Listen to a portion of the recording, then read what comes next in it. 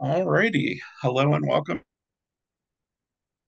to everyone here attending the YouTube channel broadcast of the Book Loft of German Village interview with Travis Baldree, best-selling author of Legends and Lattes and the highly anticipated follow-up Bookshops and Bonedust, both available on our website at bookloft.com, and we should have signed copies of those available soon. My name's Jason Winks, and I'll be your host tonight for the Book Loft. Travis, welcome, and thank you so kindly for taking the time to sit down and talk with us tonight. Thank you so much for having me. So I'd also like to personally thank you for creating such wonderful novels. I can tell you as a bookseller, hand selling novels like yours is the dream. When a customer trustingly holds out their hands to us as staff and asks us to absolute pleasure to be able to put your books in their hands and be able to gush to them about the incredibly cozy, comfy, wonderful, warm journey they're about to partake in. Well, thank you so much. And it means a lot to me. So much so that that ends up being a good portion of the second book. Just absolutely delightful. I can't even tell you how much I enjoyed both of them. Like they are Thank you. just phenomenal stories. For those of us who have seen interviews with you previously, will be a little familiar. But before we dig too deep into bookshops and bone dust, could you briefly go over for us some of the inspiration and story behind the creation of Legends and Lattes, explaining the why and the how that came to be written? So, Legends and Lattes was written for National Novel Writing Month in 2021. Yes, 21. Entirely during the month of November. And it was the first National Novel Writing Month book that I ever actually completed. Um, And the idea for it was actually a bit of a joke. I am an audiobook narrator full time, and I was joking around in my Discord where I work live that what I really wanted to read, as opposed to the super action adventure stuff I was reading at the time, was a Hallmark movie set in the Forgotten Realms. I just wanted something that made me feel good, and it was a time where I was watching an awful lot of the Great British Bake Off and Fixer Upper because it's right in the middle of COVID and you never see anybody. And the last time I've been to a coffee shop and seen somebody's face, it's been quite some time. Um, so a narrator friend of mine convinced me to try National Novel Writing Month again, and that was the idea that I chose to use. So the goal with the book was to have no real violence past the first sentence. Um, and to do a story that was basically simple and made you feel good after you were done reading it. And it wasn't until about halfway through that I realized how much of my own life I had stuck into the book because I was a game developer for decades into my 40s, and then I decided I didn't want to do it anymore. And I quit and I moved to a new city and I became a full-time audiobook narrator. And I just discovered this whole community of narrators and book people that ended up being really essential to me. So I wrote a book about somebody who did the same job into her 40s and then quit because she decided she didn't like it anymore and moved to another city and started a new career and found this whole community of people that ended up being really essential to her. So, the uh, the upshot is that I wrote it for once. I actually completed the book, and since I wanted to go through the process that a lot of the other authors I work for as a narrator go through. So I self-published it, and I commissioned a cover, and I did a professional edit, and I released it, and then things became very unexpectedly successful for a book that I didn't assume anybody would want to read. Yeah, it kind of blew up pretty quickly for you. Word got around very fast. One of our booksellers got one of the very early copies. Like she was in from the very beginning, heard about you like on Twitter or Instagram, and was just like, "I'm in it. This sounds like so much fun." So she's the one that kind of brought it to the rest of us at the book loft. Very appreciative. I think that cover did a lot of heavy lifting. The artwork was by an artist named Carson Lowmiller, and he really got the brief. And I think it was a situation where the book pretty much is what is on the cover. So if you see the cover and you're interested in that, that's more or less what you're getting. Yep, it's a very easy sell for everyone. They can just get a very easy vibe looking at it like this is what I'm buying into. And you know, they've been doing cozy mysteries forever. And Hmm. just these last few years, there have been more and more cozy fantasies out. And I got to tell you, as a lifetime nerd, I've been reading sci-fi fantasy since I was a little boy. I'm here for it. I'm so here for it. Like you, TJ Klune, we just keep getting all these wonderful stories that we never had in our flavor before. Becky Chambers. I feel like I feel like there's been threads of it throughout. In a lot of ways, I feel like The Hobbit is basically cozy fantasy, at least the first third of it. Um, and you look at things like Studio Ghibli movies, they all kind of have that feeling. There's a sort of safety and ultimate warmth you get from them while still having fantastical elements and a lot of food. Um, and in some ways, I think even Terry Pratchett is really kind of cozy fantasy. It's got a little bit of that arch British wit to it, but ultimately, it's fantasy books about normal people, you know, and not about wars and slaying dragons and all the rest of those kind of epic fantasy trappings. So the human touch, the relationships built between the characters, that's what draws me into books like these. It's You just see so much beauty in those relationships, and you see the intricacies of human contact, and you're just like, yes, that is what I'm here for.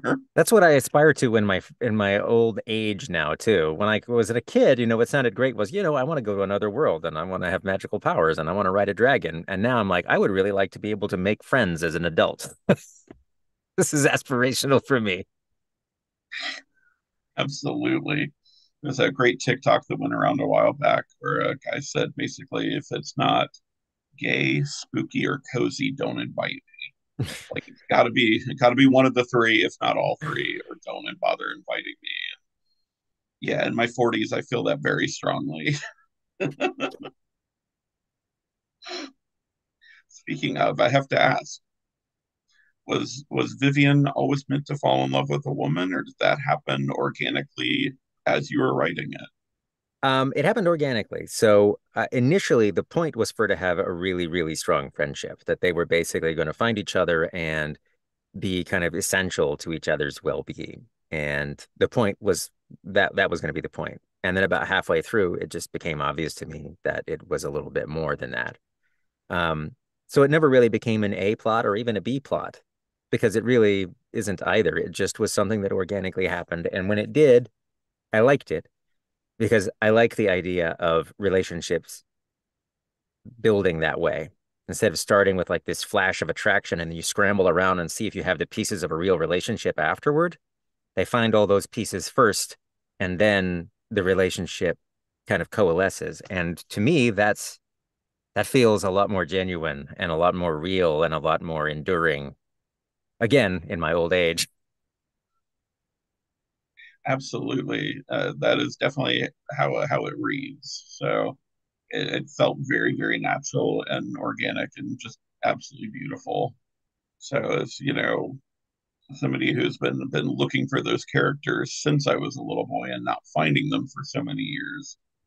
These days there's just so much more out there and so much more available. But every really great one like these just it's just a treasure for us to find in our lives.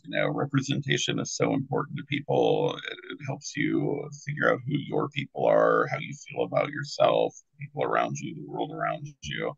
And so seeing characters like this develop, it means the world to a lot of people.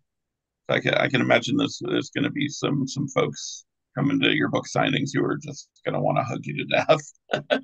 It's been all the book signings have been really heartwarming, and being able to talk to people has been really spectacular. It's been easily one of the best parts of this process is hearing from people that one of these books helped or gave something in any way, even if it was just I had a rough weekend and this is what I needed. Um, or I hadn't felt like reading anything because everything got me down, and this was the thing I needed to tip me back into reading. All those things are really incredibly moving in a way that I had not expected. That is one of the things that comes up with customers so frequently. They say, I haven't been reading for so long and I want to get back into it, but I don't want to jump into something insane that's going to be a 14 book series where it's, 700 pages each and it's going to be my whole life now. And I'm going to have to devote every Yeah. waking bit of energy I have to this. And Legends and Lattes, Bookshops and Bonedust is a perfect. It's right up there for me with like T.J. Klune's The House in the Cerulean Sea, which is mm, absolute favorite book of all time, I think, at this point. And they do have a kind of similar vibe. They give me all the same good feelings in my brain pan with all the chemical rushes. So a lot of people who come in and have already gotten to the House in the Cerulean Sea, which has been around just a little bit longer, I'm going to say, "Oh, you love that? You got to take this next." But for the folks that haven't been reading though, like it's a great one to say, you know what, this is exactly what you need. This will get you there. This is gonna gently bring you right back into the joy of literature, I promise. When I get to narrate books like that, I call them chicken soup books. This makes me feel warm. I feel better when it's done. And I didn't have to read Wikipedia to figure out what was going on. Exactly. It was not a homework assignment. It was just a wonderful experience. Yeah. And not that I don't Those like are the best complex books. books and I don't like my epic fantasy series. I still like and enjoy those things, but I don't feel like I need to eat all one kind of meal anymore. For sure.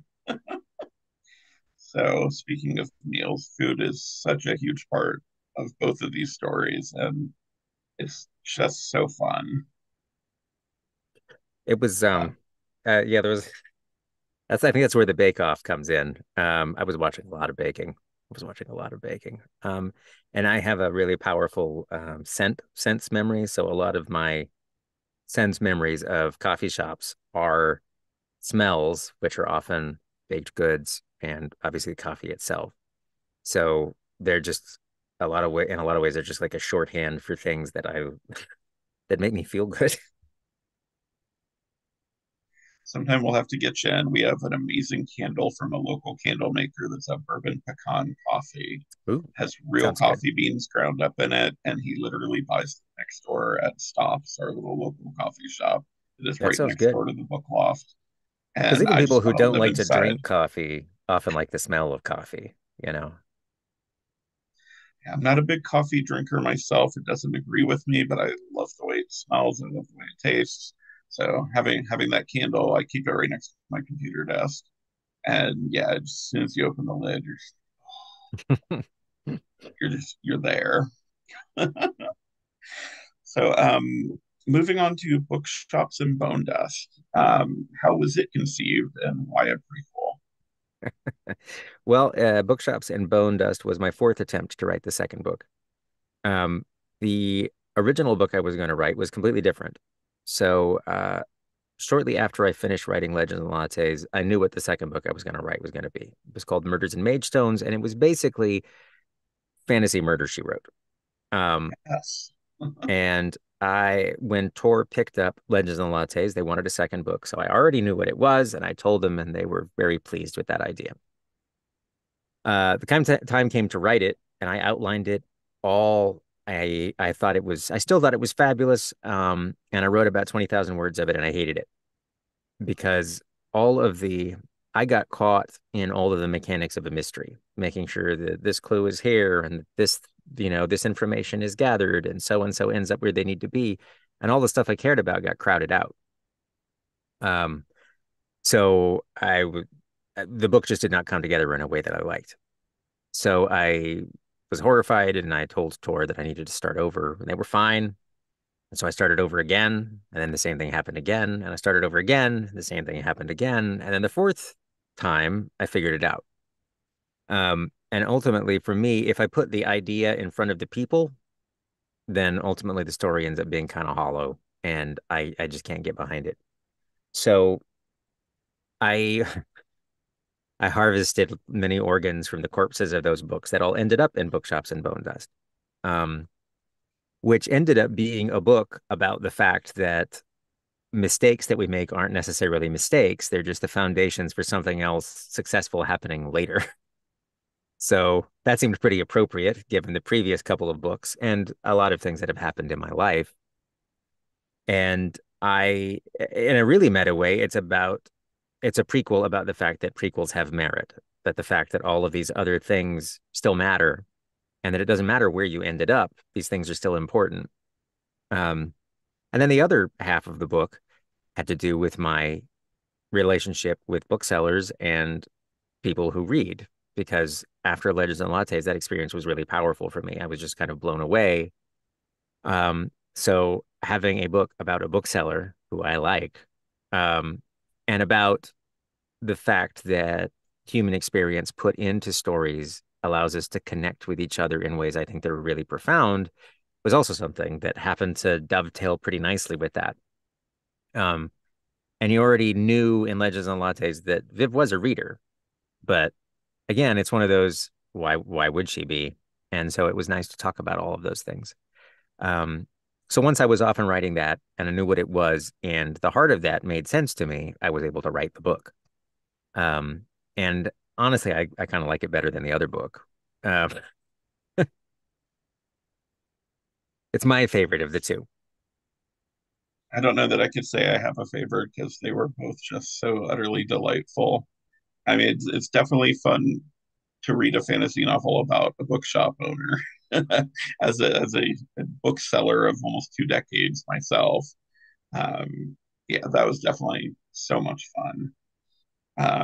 Just seeing the little bits, like obviously you have talked to a lot of booksellers in the last year at least, and so it's very obvious in the character, like you feel she is a bookseller. You know what I mean? This feels like somebody I could work with. This feels Yep. like one of the many booksellers I've worked with over the last few years. Well, and what an important thing to do is to connect people with stories that are gonna make their lives better. I mean, ultimately, that's why we read them, is to make our lives better in a little way, a big way. Maybe it's profound. Maybe you just feel better on an afternoon.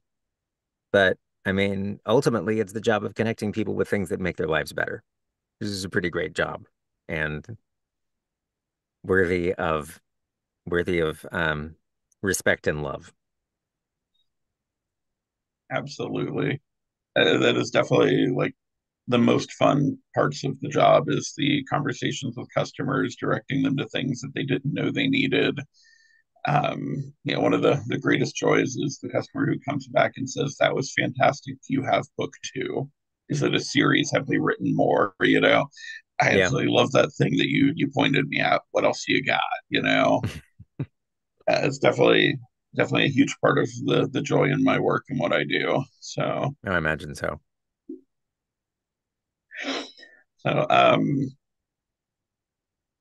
have to ask, characters or places, any based on real people, real experiences, more specifically than just general? Like, was Zelia Great Strider based on any famous romance author? Is she your Fantasyland version of Nora Roberts or Danielle Steele?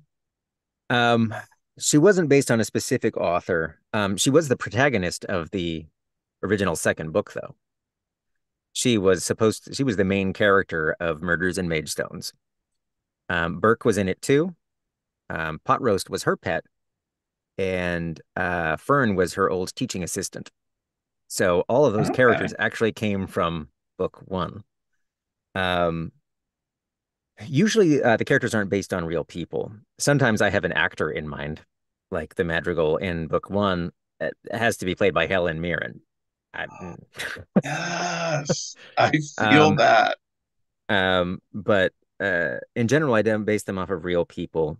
Sometimes they're based off of an archetype, and then they get all of the things that make them a real person. So, in Legends and Lattes, a lot of the characters sprang from the idea of people that I was familiar with at coffee shops. Like, there's always the student that comes in and just has a water and uses the Wi-Fi. And that was Hemington, and the local community college student who is not a particularly great musician that plays in the back corner every Friday. And there's like the neighborhood cat, the cat that always shows up at the coffee shop, and everybody knows its name, but nobody knows who owns it. And that was Amity. So, but then they all get their own all get their own selves. So yeah, no, none that is specifically based on any one given person. Well, they're all very well put together and so much fun. Yeah, Well, we've had a few bookstore cats over the years at the Book Loft. One even made its way into the logo and artwork on a lot of our merchandise. We have a really great design called the Canon design from the artist who created it for us a few years back, and there is a kitty in there who was our store cat. Not too long ago, we had a visitor, Kevin. He stayed with us for a few weeks while he was recovering. Little tiny kitten was found on somebody's front lawn in a box that just said "Help me" on it. Eyes sealed shut, very sick little tiny kitten. oh wow. As the parents of one of our managers, and so Julie brought Kevin in to care for him every day at work while she was on her shifts. And of course, TikToks and Instagram posts went out with pictures and videos of him. I There's even bet. a great one of him like picking his staff pick out of a couple of cat related books. And so next thing you know, customers are coming up to the counter like, "Where's Kevin?" Where's Kevin? And some of the early morning staff who hadn't even met Kevin yet. There's nobody here named Kevin. What are you talking about? Uh, I'm sure at some point we're going to end up with another cat in the store. It's just kind of the way it That's just the goes. nature of things.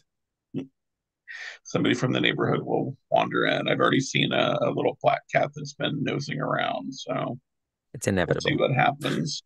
It's the gravity of bookstores and coffee shops. It really is.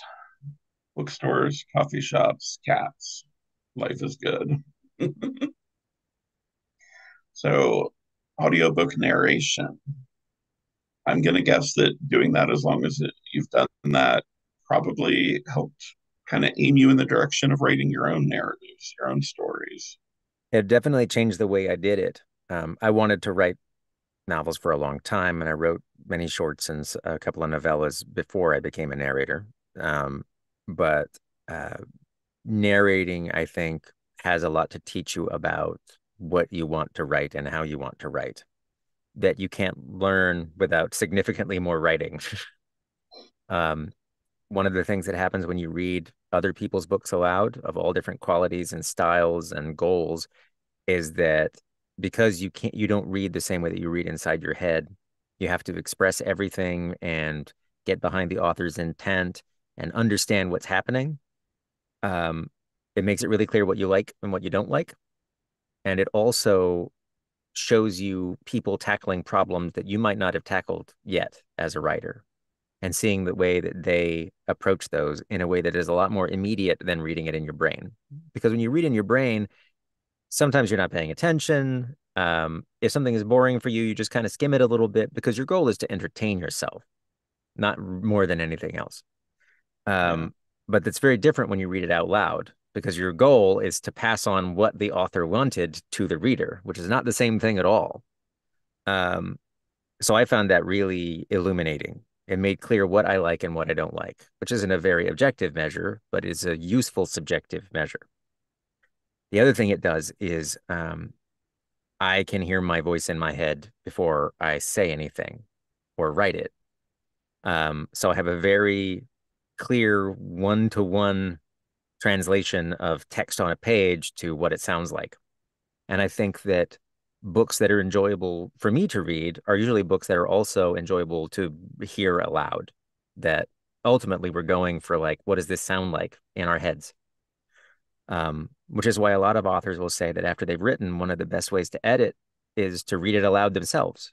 You'll find out if your dialogue sounds really clunky. You'll hear all those weird word repetitions. You'll see if that sentence is just kind of tangled. You'll see if something doesn't make sense in a way that you don't when you're just writing. But I get to do that before I write, which is actually very, very handy. It's a nice shortcut. So um, it's hard advice to give to anybody. Hey, just read thousands of hours of other people's books out loud every year. No big deal. Look at how useful this will be for you. But for me, it's been really, really powerful. That's fantastic. That's an interesting angle I wouldn't have thought of before. I I wouldn't never have really, either, which is why it was so surprising. It's just you don't think about it in those terms, but it's weirdly illuminating. that's very cool. I'd never really gotten into audiobooks before for fiction. I tried as a teenager and found I could read much faster than an audiobook goes. And at the time, it just didn't seem like something I was into. And so I kind of got away from it. A few years back, discovered that I enjoyed nonfiction audiobooks a lot more. But for a fiction novel, something I had not read before, I definitely wanted to just read it.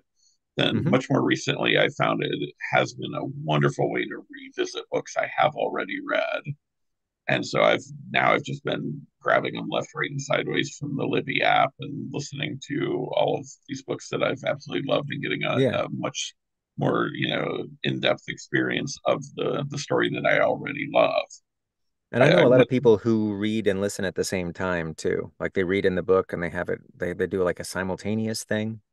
Um, and it's also much easier to do now than it used to be. Used to, you had to get like cassettes or CDs. It was very cumbersome and clunky and very expensive. And while it's still not like cheap, it's way more accessible and affordable than it used to be. Um, absolutely, and I think the art of narration has come a long way. It's not just people reading in boxes right now. There's people who know how to perform and, understand the job in a different way. Um, I still think it really gets down to who's narrating it. A good narrator can just make or break an audiobook. Um, it's absolutely. it's very easy to have one that's miscast or that doesn't really get the essence of the book, just isn't the right fit. And in that case, I'd rather read it. Um, but when it works, I think it's magic. I've had some luck so far. Gone through some books from T.J. Klune and from K.J. Hmm. Charles, who are both authors that I Hmm. absolutely adore and have I have read great lots and narrators lots that of are their well paired works. for those too. Yeah, and so currently I am listening to Legends and Lattes narrated by you, and absolutely enjoying it. You are definitely a very talented narrator. How much did you enjoy narrating your own book? Oh, it was a ball. It was the easiest thing ever to narrate because you know what everybody sounds like, you know how everything is pronounced, you know exactly what every sentence wants to do. And I already heard it in my head once. So it was just it was just kind of like dancing through it. It was really, maybe dancing is not the right words to use. I'm not a good dancer, but it felt very graceful to do. Well, I've very much been enjoying listening. Just started it like 2 days ago, so about halfway through at the moment. And I'm glad. yeah, Thank you. the joy that you experience doing it, both the writing and then the narrating, definitely comes through in the listen. So it's been a really good listen so far. I'm really enjoying it. It's all about those hmms. So, what is your writing process like these days? Like, do you have any special things that you like to do to prepare yourself to sit down for writing? Do you have a candle that you love? Particular, do you need a latte? My writing process is very boring. I do my normal day job, go upstairs, have dinner, see the kids, and then I come down in the evening back into this box that I'm sitting in right now. And I sit down and I put on one big playlist that has every song I've ever liked just for the noise. And I write a chapter until it's done and then I get out. And that's it. There's no, I, I wish that I had something cool. I wish that it was more glamorous. I wish that I could go right on a deck somewhere and stare at the sunset or do it in a coffee shop, but that just doesn't work for me. I have to sit in this boring box with no distractions and no snacks and just do my work until I leave. That's valid. Well, you do what works for you. So, um, got a couple more questions here for you. That if anybody watching has questions they would like asked for them, please absolutely add those to the comments, and we'll finish up with those if there's anything there. Um, so, what's been your toughest criticism and your highest compliment so far as a writer? Toughest criticism. Um, I think um, I think that if there's a most common criticism, it's probably that in the book everything's too easy, and that um, that the world building is too much of a light touch, um, which is fair. Uh, but in some ways, I think those are a feature rather than a bug. It just depends on what you want. Um, every book doesn't have to be the same thing. Um, so I think for certain people, it's just not the right book for them right now, and that's fine. It doesn't have to be. There's a lot of books I have liked in my life that I only liked at that given time in my life because that was what I needed right then. And now I don't need it. Now I need a different book, and that's fine. Um, but I come from video games where criticism is extremely pointed and caustic. So people, I'm just fine if people don't like something or it isn't for them. Um, I'm just because sometimes it isn't for them, and that's great. Um, the best compliment I've gotten is that it is honestly that yeah, it got somebody back into reading. That's kind of a really big deal, or that it helped them when they were going through a really difficult time. And either of those just even if you don't if you even if you write a book and it only does that for one person, like that's pretty great. Um, so I've had Pretty more than sure one we're up person see higher that, than and I will one. take it. You know, having more than one person is just like it's an embarrassment of riches. So, um, I'm sure if I thought really hard about it, I could come up with some better criticisms. I'm sure there's lots of criticisms to be made. I'm still a baby writer. I know that if I look back on the book in another couple of years, I will find all kinds of things I would have wanted to do differently. And I didn't really write it with the expectation of it having to endure any criticism either. So, um, I didn't really expect anybody would read it. I wanted to do a good job, wanted to do a professional job, but I wasn't spending a lot of time anticipating what people would maybe object to or wish had been done differently. That's fair. So I thought the world building was the exact light touch it needed to be. You know, the focus was so clearly on the relationships between the characters and the journeys they were on and the impacts that their relationships were having with each other. I heard you say before in another interview, everybody knows what an orc is at this point. And, Yeah, you're absolutely right. Like, you dove right into that world, and I didn't need more explanation than what was there. yeah, because I definitely. it wasn't intended to be fantasy tourism. It was intended to be bring the fantasy world to you with as little work as possible because it's basically comfort food. Which I mean, you can definitely quibble with the intent of that, but that was my intent was for it to be comforting and to not to open the door as wide as possible. Um, So, got a question from a fan.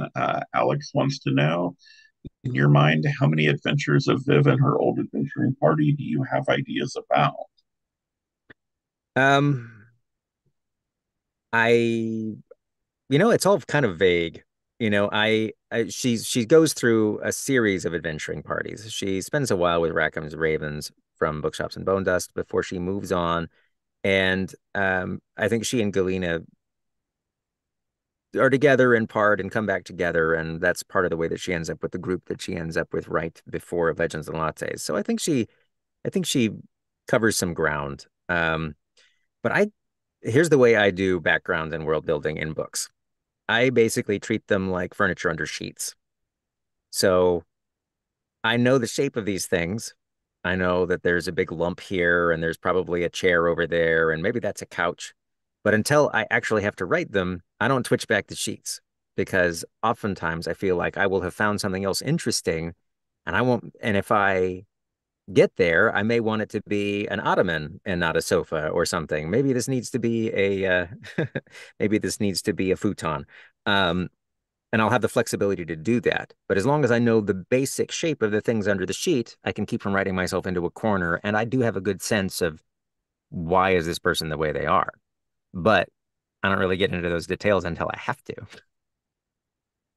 I when I was younger, when I wanted to write a fantasy novel, I wrote a glossary that was like 50 pages long before I started writing. And now I'm the opposite of that. I don't want a glossary.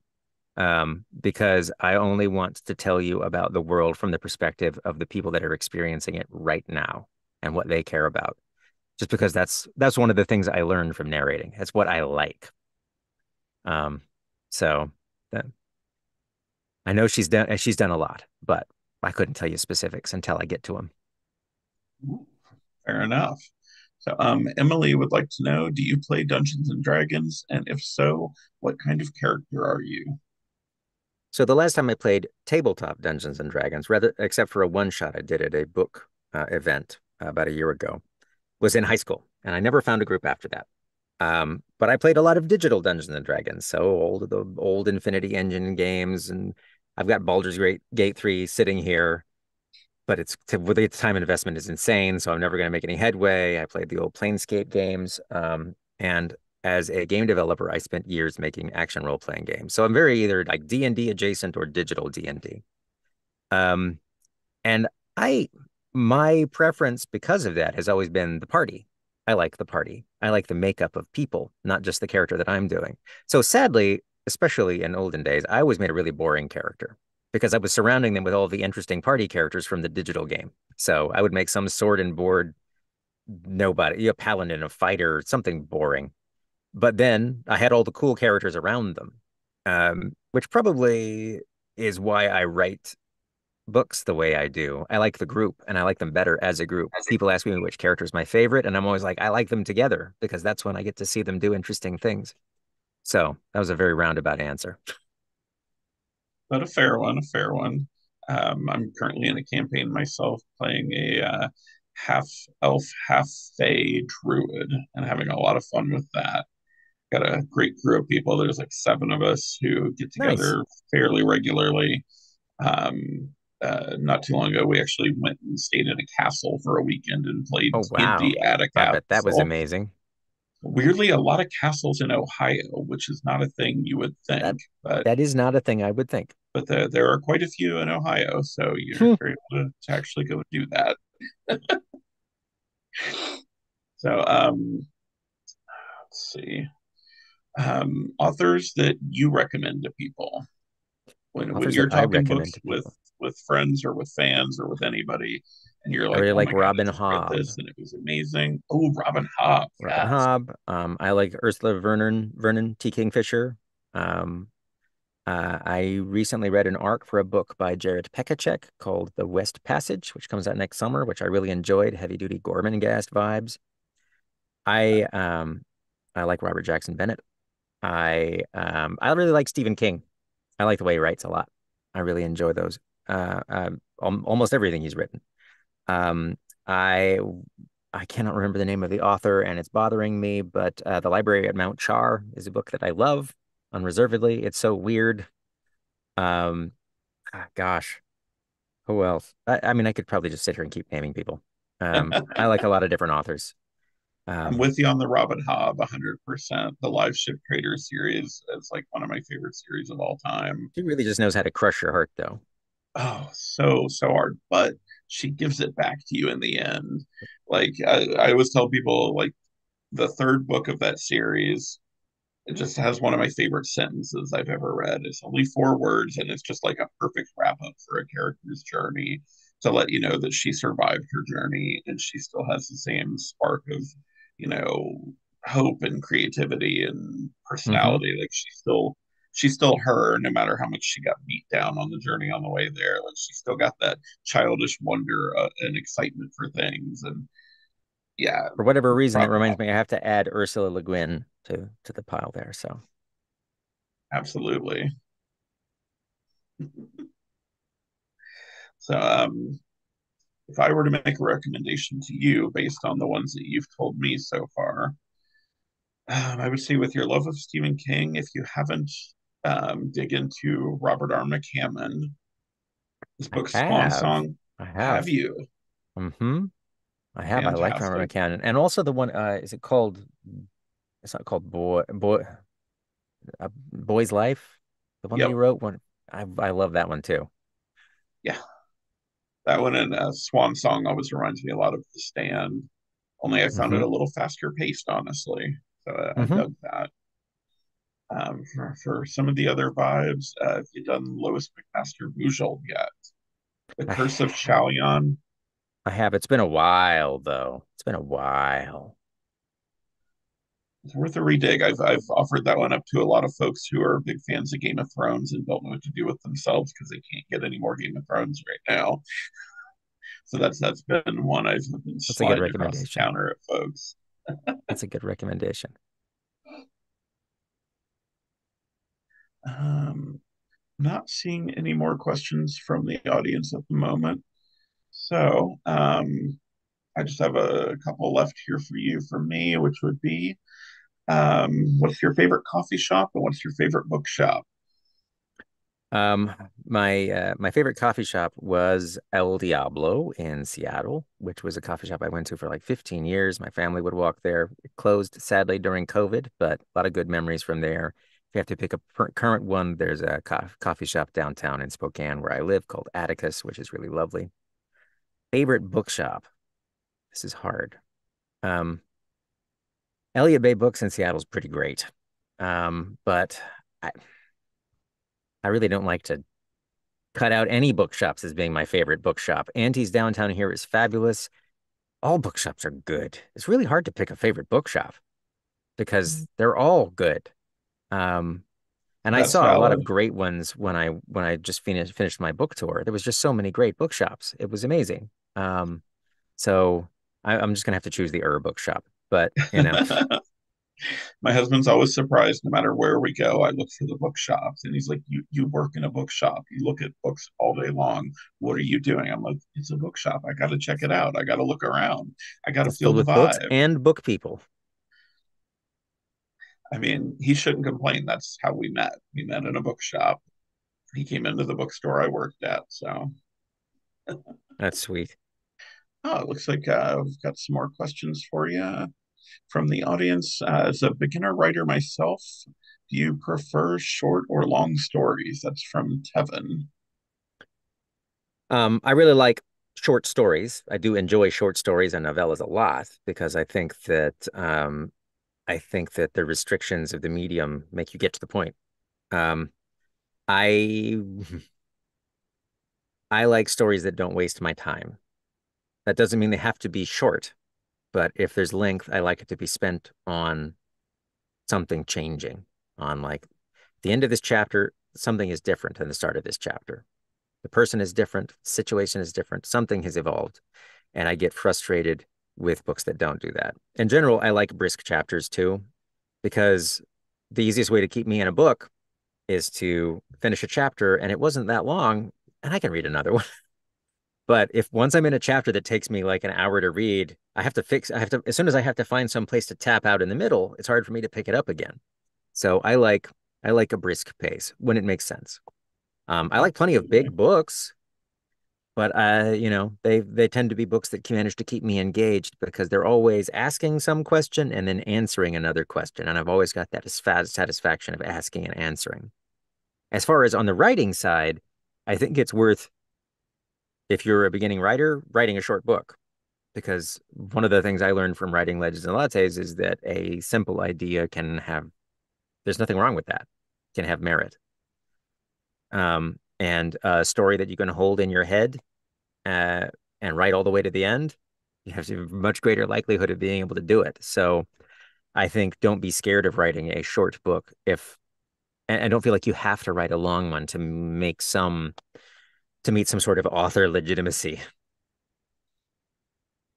Fair enough. Tevin had also asked, will there be more books in your fantasy world? There will be at least one. I signed for 3 more books with Tor. They'll let me do whatever I want, but at least one of them will be in the same world. If I'm lucky, maybe I'll get back to that mystery that didn't work out. I think I may have figured out how to tell one that doesn't get me lost in the weeds of the particulars of mysteries, but I'm not going to promise that. Well, maybe now that you've had a little gap between where you were doing the murder by number, put the pieces in place, Mhm. maybe that's something you can go back to and then just get into the spirit of the characters with the bones that Yep. you already threw down. Yeah, I wrote a little short to try and test it out, and I liked the short, so Nice. that may evolve into the book. We might get some Murder She Wrote slash Agatha Raisin style fantasy. It's going to be weirder than that. It's probably way more like Columbo or, you know, it's like a chaos goblin solving mysteries and you can't even tell whether she did it on purpose. I'm That's fantastic. I'm here for that. A hillbilly abroad wants to know, what advice do you have for someone who wants to get their first book published? To get your first book published. So if I were to go back in time, I would still self-publish first, um, because it is one, it's fast.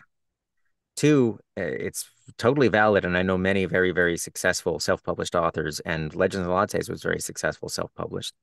There's just not any gatekeepers.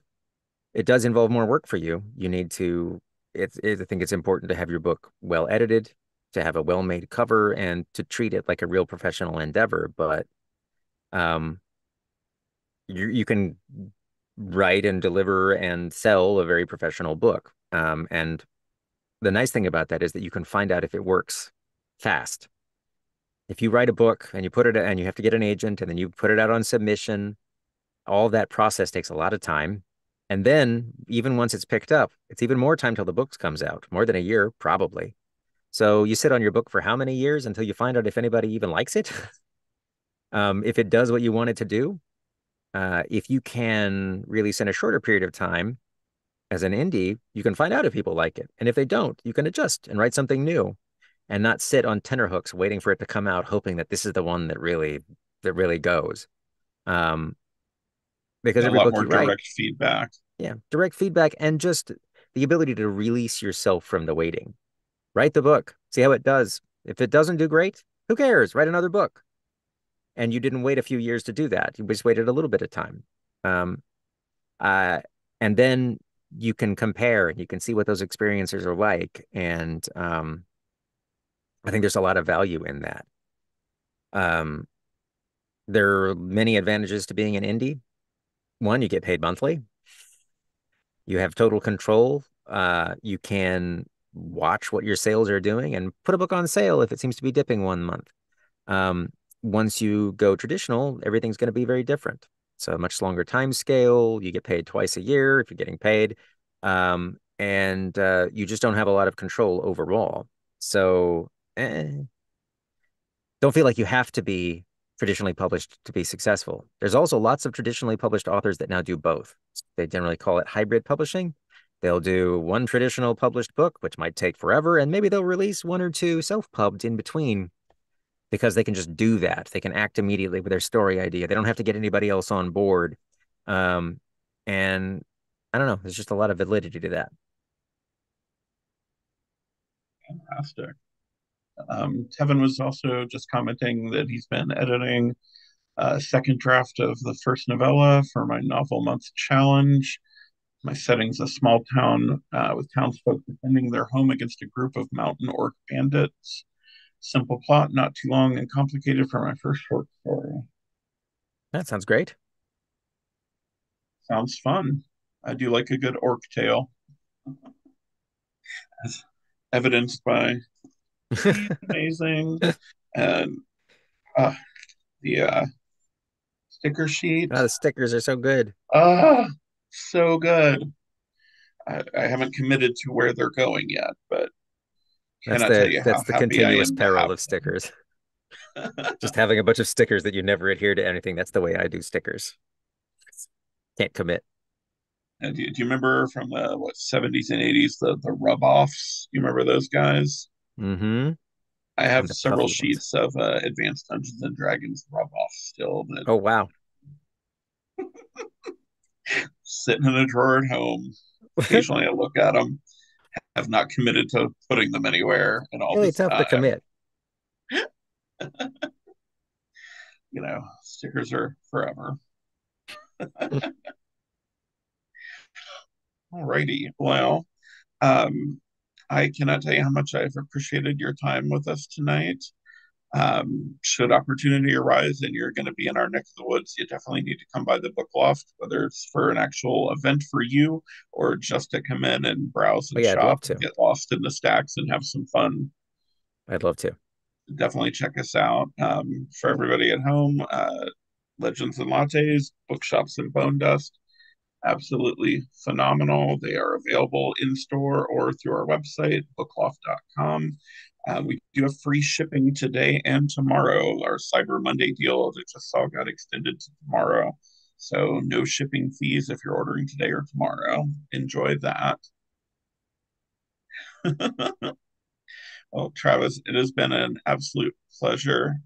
And I And thank you pleasure's been so much mine. Thank you so much. for spending the time and for creating these wonderful stories for us all. Thank you so much. Thank you, everybody, for watching.